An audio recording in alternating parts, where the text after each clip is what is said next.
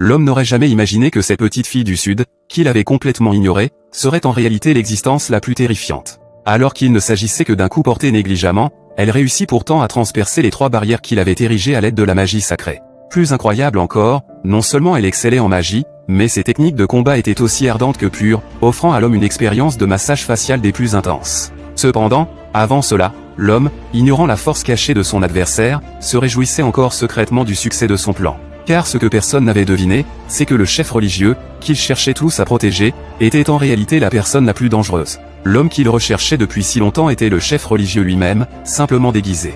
Ainsi, pendant que les autres concentraient leurs soupçons sur les 11 grands prêtres, le chef religieux, assis au 2e étage, avait déjà commencé à exécuter son plan. Lorsque l'église fut secouée par un tremblement de terre, les personnes à l'intérieur pensaient assister à une sorte de spectacle, mais derrière le chef religieux surgit un dragon de taille imposante. Alors que son rugissement résonnait dans toute la cité royale, le chef religieux, jusqu'alors assis, cessa de dissimuler son identité et révéla ouvertement devant l'empereur qu'il était le véritable antagoniste. Selon son plan initial, il comptait faire surgir ses forces des sous-sols de l'église, mais comme l'équipement avait été détruit, le chef religieux décida tout simplement d'ouvrir une sortie à l'extérieur. Ainsi, ce pays serait bientôt complètement englouti jusqu'à sa destruction. Rapidement, une horde de monstres apparut dans les rues. C'est seulement à ce moment que le second prince réalisa enfin que le chef religieux, qu'il s'était efforcé de protéger, avait été maléfique depuis le début. En réalité, c'est l'empereur qui était véritablement en danger, mais il était évident qu'il n'avait pas entièrement deviné que l'objectif du chef religieux était de détruire ce pays dans son intégralité. Car pour le chef religieux, il est en soi erroné d'interdire de tuer, de tromper et de piller. Que ce soit tuer ou piller, tant que cela reste suffisamment pur, cela suffit.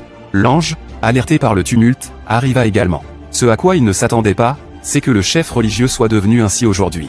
Pour comprendre ce qui s'était passé, il devait entendre la vérité de sa bouche. Profitant de cette confrontation, le second prince tenta discrètement d'emmener l'empereur, mais fut immédiatement saisi par 2 tentacules que le chef religieux fit surgir. Et à mesure qu'il serrait de plus en plus fort, l'empereur poussa des cris de douleur. Pourtant, malgré la douleur, l'empereur prit la parole, espérant que l'ange sauverait d'abord son fils. Malheureusement, le chef religieux n'avait visiblement pas l'intention de les épargner, et se retourna, arme à la main, prêt à les envoyer au paradis. Mais au moment où il allait agir, un revirement de situation se produisit.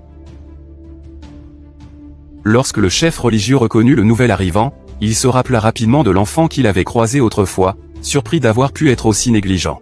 Mais pour le prêtre, ce n'était pas une mauvaise chose.